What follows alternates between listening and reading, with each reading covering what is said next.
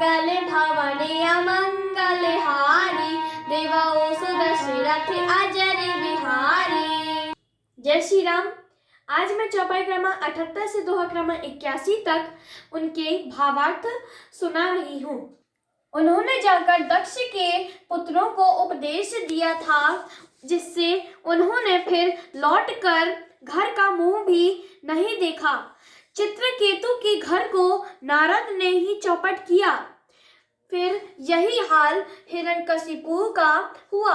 जो स्त्री पुरुष नारद की सीख सुनते हैं, वे घर बार छोड़कर अवश्य ही भिखारी हो जाते हैं। उनका मन तो कपट ही है, शरीर पर सज्जनों के चिन्ह हैं। वे सभी को अपने समान बनाना चाहते हैं। उनके वचनों पर विश्वास मानकर तुम ऐसा पति चाहती हो, जो स्वभाव से ही उदासीन, गुणहीन, निर्लज्ज, बुरे वेश वाला, नर, कपालों की माला पहनने वाला, कुलहीन, बिना घर बार का, नंगा और शरीर पर सांपों को लपेट रखने वाला है। ऐसे वर के मिलने से कहो, तुम्हें क्या सुख होगा। तुम उस ठग नारद के बहकावे में आकर खूब भूली। पहले पंचकों से कहने से शिवजी ने सती से विवाह किया था, परंतु फिर उसे त्याग कर मरवा डाला। अब शिव को कोई चिंता नहीं रही। भीख मांग कर खा लेते हैं और सुख से सोते हैं। ऐसे स्वभाव से ही अकेले रहने वालों के घर भी भला क्या कभी स्त्रियां टिक सकती हैं। अब भी हमारा कहा मानो, हमने तुम्हारे लिए अच्छा वर विचारा है। वह बहुत ही सुंदर, पवित्र, सुखदायक और सुशील है, जिसका यश और लीला वेद गाते हैं। वह दोषों से रहित, सारे सद्गुणों की राशि, लक्ष्मी का स्वामी और बैकुंठपुरी का रहने वाला, हम ऐसे वर को लाकर तुमसे मिला देंगे।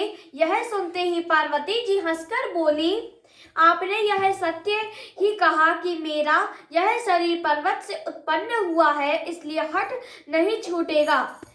शरीर भले ही छूट जाए, सोना भी पत्थर से ही उत्पन्न होता है, सो वह जलाए जाने पर भी अपने स्वभाव से यानी सुवर्णत्व को नहीं छोड़ता।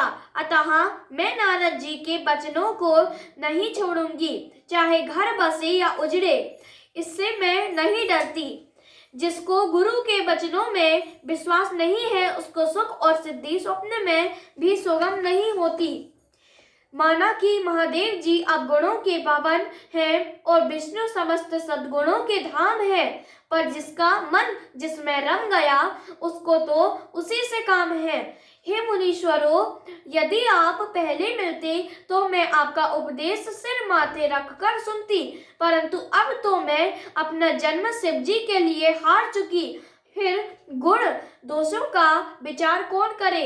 यदि आपके हृदय में बहुत ही हठ है और विवाह की बातचीत बड़े की किए बिना आपसे रहा ही नहीं जाता, तो संसार में वर कन्या बहुत हैं। खिलवाड़ करने वालों को आलस्य तो बहुत है, और कहीं जाकर कीजिए।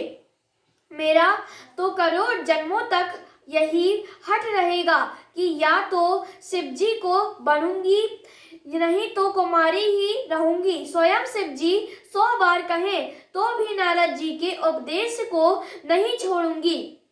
जगत जननी पार्वती जी ने फिर कहा कि मैं आपके पैरों पड़ती हूँ, आप अपने घर जाइए, बहुत देर हो गई।